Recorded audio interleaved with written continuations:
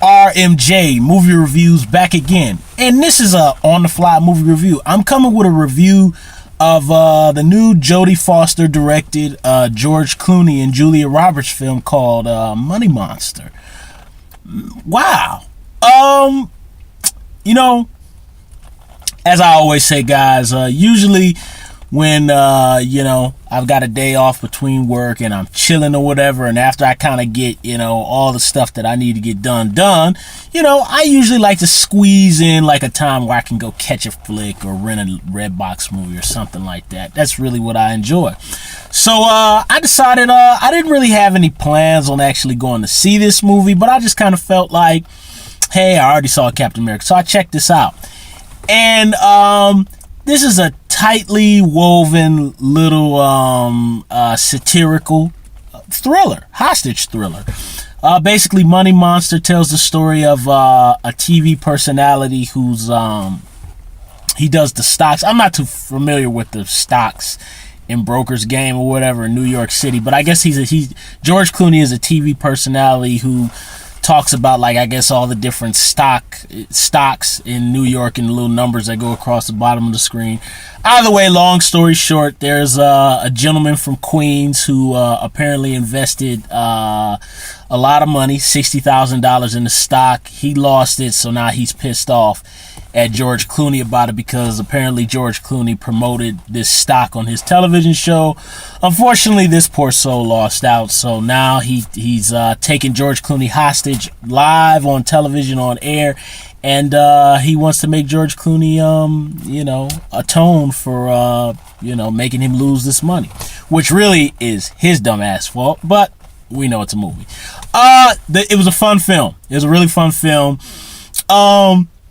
It's kind of interesting watching how much George Clooney has evolved as an actor, because although going way, way, way back, I remember when George Clooney was on The Facts of Life when I was a really, really little kid. Of course, he wasn't George Clooney back then, but George Clooney, of course, rose to fame on the television series ER. And I used to watch ER off and on when I was in middle school, when I was in high school. Fantastic show in the first couple of years when they were all on there. But George Clooney has some very strong work on that television show. And of course, my favorite George Clooney movie is From Dusk Till Dawn. Great Robert Rodriguez movie. But George Clooney has really matured into just a very he's matured into a good character actor. You know what I mean? There's some people who disagree with me, but he has a very good performance here. What I liked is as he's gotten older, he's got away from the ER-isms that he used to have a lot in his acting, which you know how George Clooney kind of does the whole, I need you all to get in. We have to get the information out of there before it's too late. And you know how he does that little head bobble thing when he says his lines, and he does. Don't get me wrong, George Clooney looks cool when he does that. He was cool when he did that on ER. He was really cool when he did that in From Dusk Till Dawn. He does it a little bit here when he says his line, but of course you got to have some callbacks, in your acting. But George Clooney is very good here. He gets a chance to kind of be a little bit more out there a little bit with some of his scenes, and gets to push a little bit more, because most of the time George Clooney plays a very relaxed and calm kind of thing, and he gets to push it and be a little bit goofy here, and be a little bit of a doofus, and he's very good. Julia Roberts, I've always liked Julia Roberts. Of course, my big memory of her is that movie Sleeping with the Enemy. For some of y'all who are subscribed to my channel, that might be going too far back, but Sleeping with the Enemy was Sleeping with the Enemy, and the other one before that, Pretty Woman. But I always remember her from Sleeping with the Enemy, which is pretty silly little cheeseball early 90s thriller, but everybody remembers that movie. But Julia Roberts I always thought was a good actress. I always thought she was capable. Some people knock her. I've always liked her. I've seen her do interviews on TV, and I always thought she had a good attitude. She always seems cool in her interviews. I don't like when I see those paparazzi people follow her. I've seen her go off on them, which she rightfully so went off on them because it's rude. But I like her work here. She's got very good work in here. And the one gentleman who's the hostage taker, Oh my God, I did not look in the credits, so I don't know the gentleman's name. I'm not very familiar with him. He's probably been in other movies. I've never seen him before. When he first entered into the movie, I was kind of really not feeling him.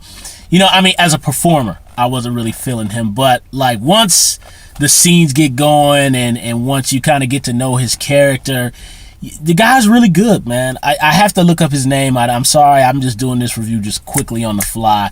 I didn't get a chance to look up the actor's name, but he's very good here. He's got a very he's got this quality of like, he kind of has a boyish quality, but he also kind of has like that I can get down and be street kind of quality. So he's kind of in between. He kind of has the boyish innocence, but also the street toughness. And he kind of does this cool thing with his acting where he kind of goes back and forth in scenes.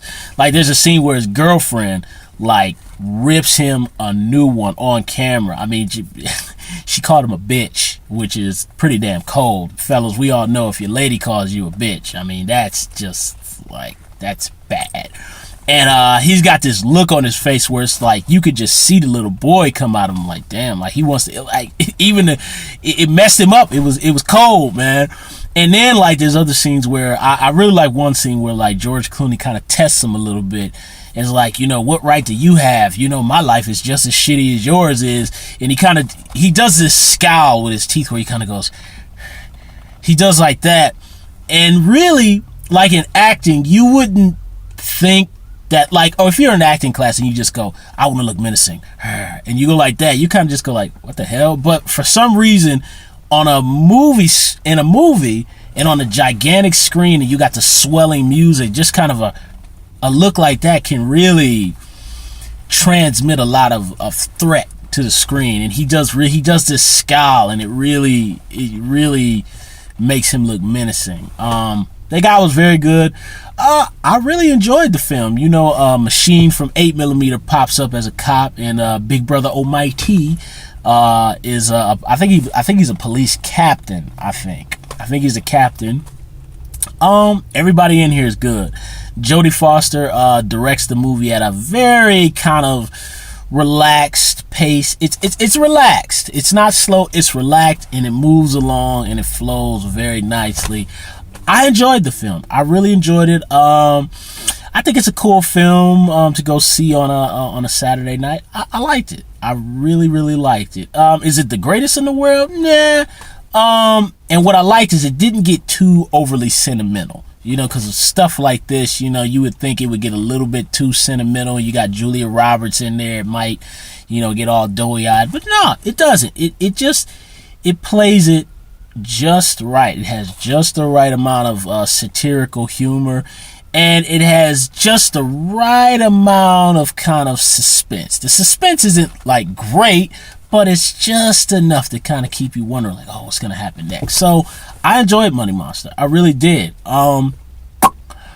Julia Roberts fans, George Clooney fans, go check it out. Okay, thumbs up the video, subscribe to the channel, share the video, and leave comments down below about my thoughts on Money Monster, thoughts about Jodie Foster as a director, Julia Roberts, George Clooney, Big Brother Almighty, anybody. Alright, RMJ Movie Reviews. I'll be back again soon, and I'll come with another raunchy comedy movie review, which will be Bachelor Party. Alright.